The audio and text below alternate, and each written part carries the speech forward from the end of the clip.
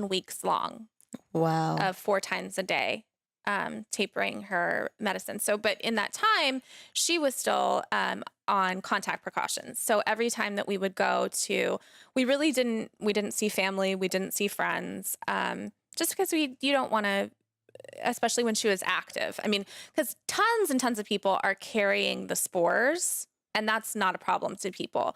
But if you're having an active infection, that can be a problem.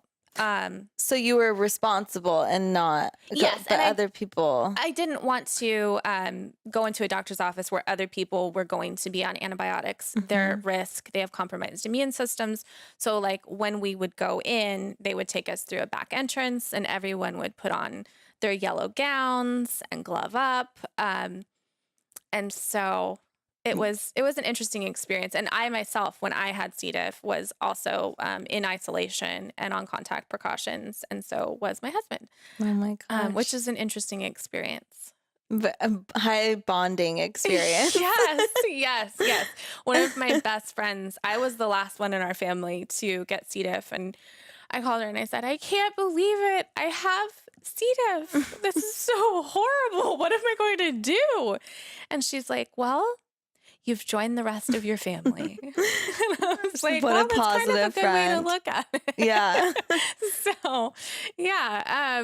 But yeah, so it's a very complicated problem. And because the C. diff spores last so long in the environment, up to 2 years, they can just be hiding out in other parts of the hospital. I read a recent article that said the number one place for the spores was in the CT machine in the ER. So it's like on things that aren't being commonly cleaned thoroughly. But then also I think from talking with a lot of different infectious disease doctors now has been antibiotic stewardship. Yeah. Is just what it comes down to. Mm-hmm. So a lot of hospitals have in place now antibiotic stewardship programs, which are so important. Knowing what antibiotics to give out and when to pull those back, because in the UK and Canada, they have greatly reduced their C. diff rates with antibiotic stewardship. Yes. And how does that affect like how hospitals get paid? Like, because that's going into big pharma, right? And how often they give out antibiotics? Do they get paid for that, or is it? Well, I'm not really. C. diff is a hugely expensive problem. So it makes sense for the hospital to try and reduce their. Well, and they don't get paid. So there are penalties if so there are penalties in place. I believe so. It's very expensive though. It's $4.8 billion at minimum per year that it costs A hospital? In the US.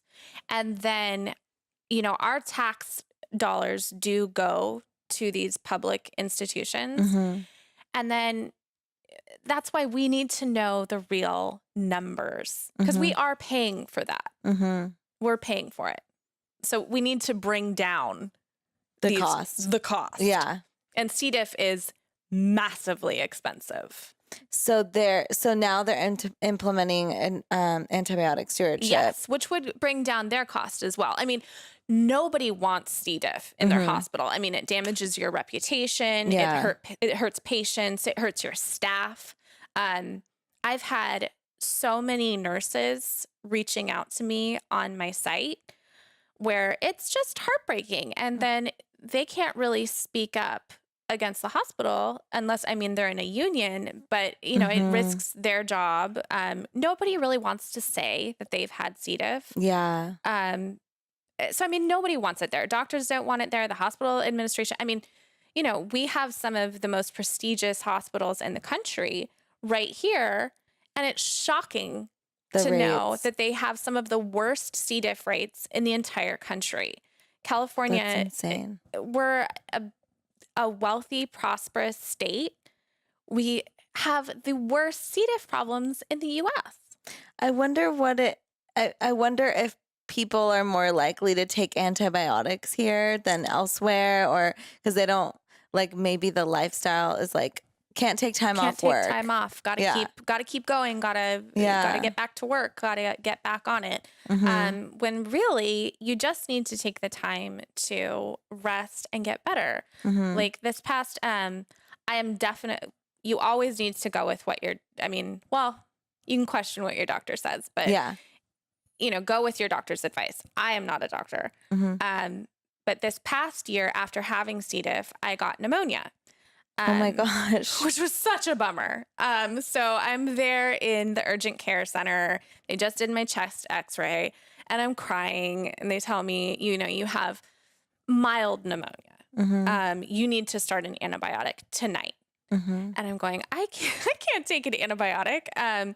So then I called my doctor in tears and what am I going to do? And he says, okay, well, I'll prescribe you this $4,000 medication that you took with C. diff, fidaxomicin, and the antibiotic, which certain antibiotics are higher risk, some are lower risk. So he prescribed me a lower risk antibiotic. So like cephalosporins are higher risk, Cipro.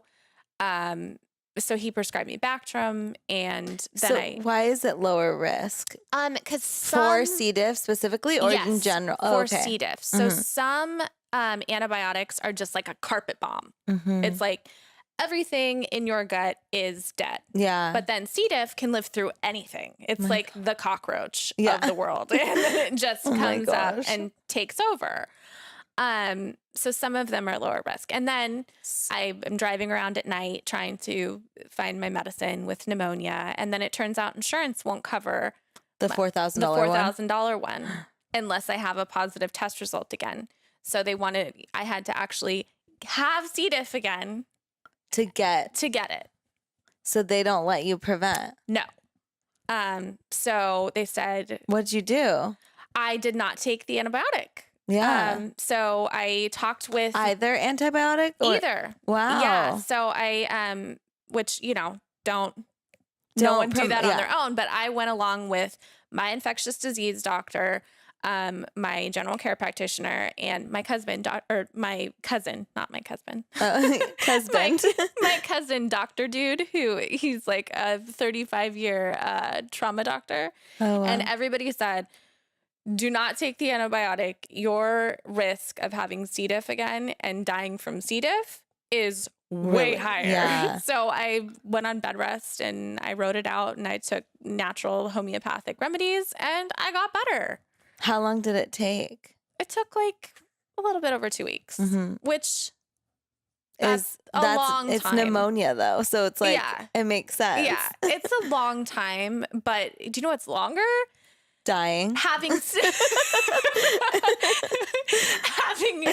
I was going to say having C. diff for 6 months, or some people have C. diff for years and fight it. And oh my gosh. It is horrible. On and off, on and off, or some people have it for like a year or 2 years that they're fighting, and it's oh my gosh, it's so horrible.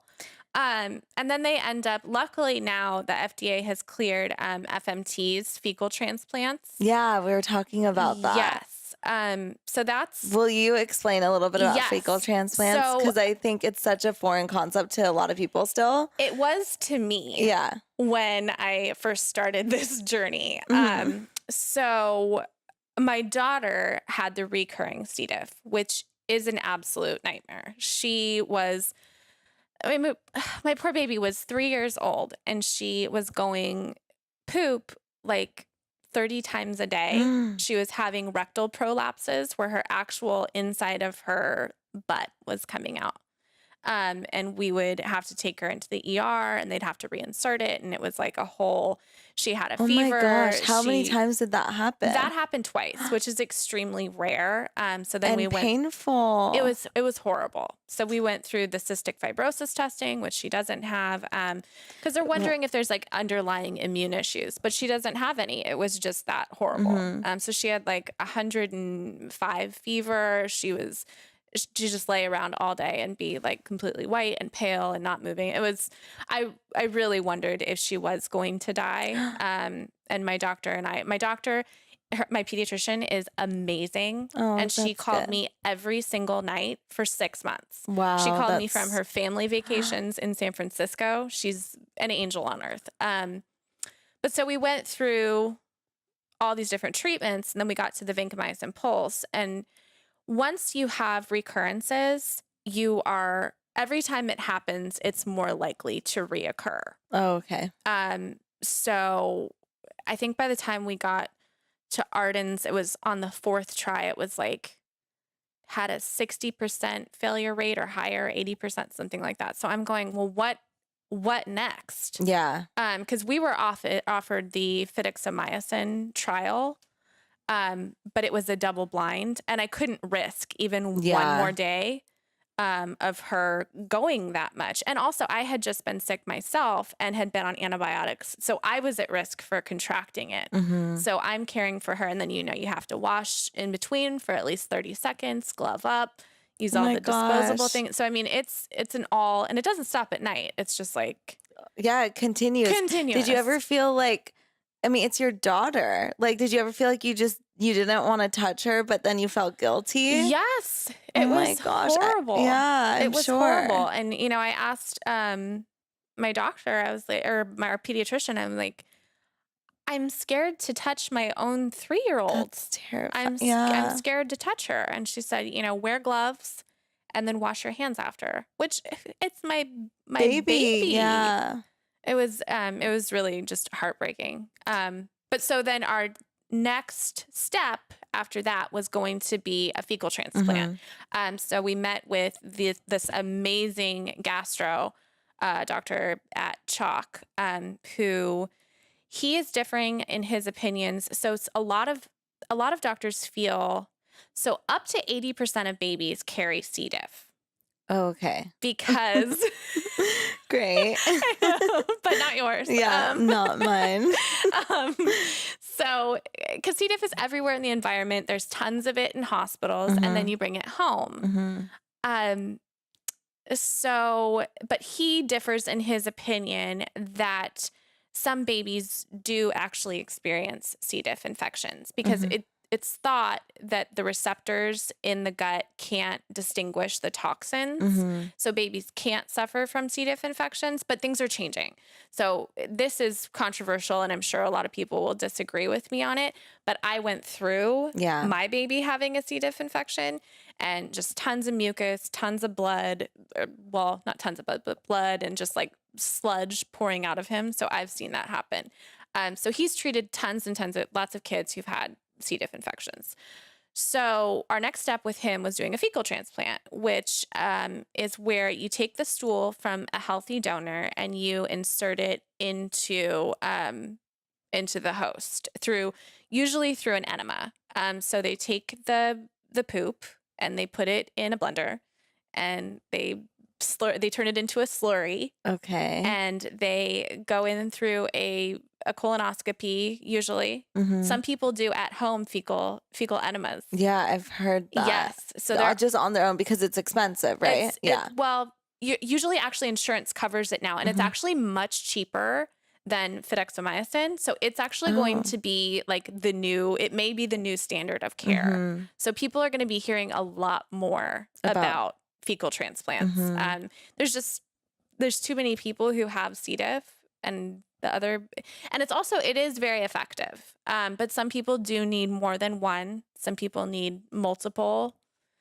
That's crazy. Yeah. And then also, but it's healthy. It seems like it would be healthier. It has a really high cure rate. And it's really interesting because the whole microbiome from the other person is really transferred into, you have a whole new microbiome. So people who I've talked to who have had FMTs say across the board, pretty much everyone I've talked to, except for 2 people, have all said that they would do it again in a heartbeat. Wow. And that they actually they have desire for different foods, or they can handle eating foods that they couldn't before. So it's really, really interesting. It's kind of like the new frontier. There's a company or a nonprofit called Open Biome. So they are in Massachusetts, and they actually people there who are healthy donors. You get paid to be in the study.